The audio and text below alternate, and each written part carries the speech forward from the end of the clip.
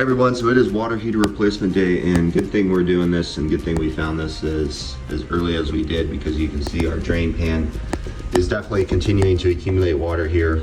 Got a decent quarter-inch, half-inch or so already in here now. Fortunately, the way this drain pan was installed, right, it's got a drain that goes right out to Mother Nature, so if we were to not see this for a while, at least we would be safe and the water is going outside instead of all over our basement floor. But we're gonna go ahead and get the garden hose hooked up to our drain valve here, see if we can drain this tank, make it a little bit more manageable so we can get it out of here, because there's 50 some gallons of water in here, and that's pretty heavy.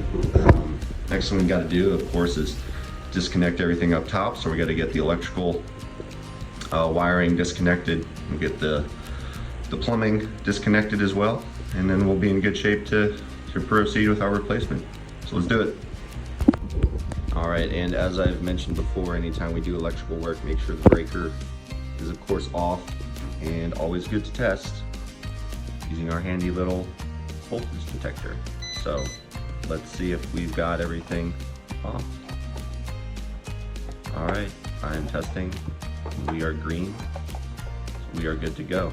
Now let's just test to make sure if I turn the breaker back on that this actually works. All right, now the breaker is on. Let's test it again with our voltage detector and see what we get. All right, we are definitely hot right now, so let's get the breaker back off, and then we can safely work on this and get these wires disconnected.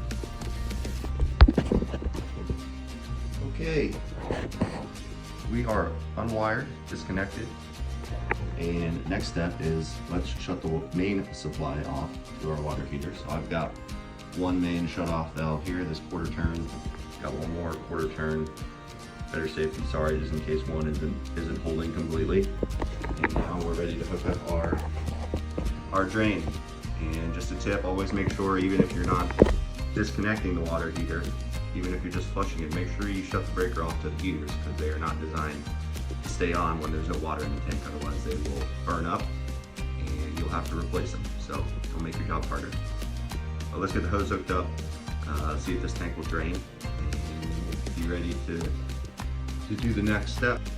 All right, our drain hose is connected. Now, if we just open this drain up, we are most likely not going to get any water coming out, because as soon as this tank starts to drain, there's going to be air that needs to fill the void where the water is draining out. But if we haven't opened up any valves above us, like a bathtub or a sink faucet or a shower, there's not going to be any air coming back through the lines to fill the void. And basically, you're just going to create a vacuum in here, and that water is not going to drain out. So let me go upstairs, open up a couple valves, to the hot water side, and then we'll be able to open this valve and see if we get any water coming out. Okay, here we go.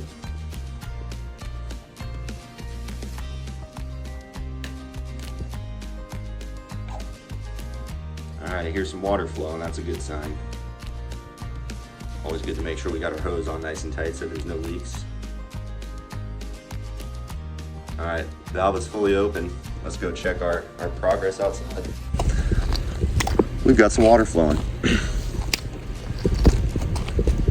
I don't know if you can see it, but it's not the clearest water at the moment, so there's definitely some sediment in there, but as this thing drains, it's gonna clear up.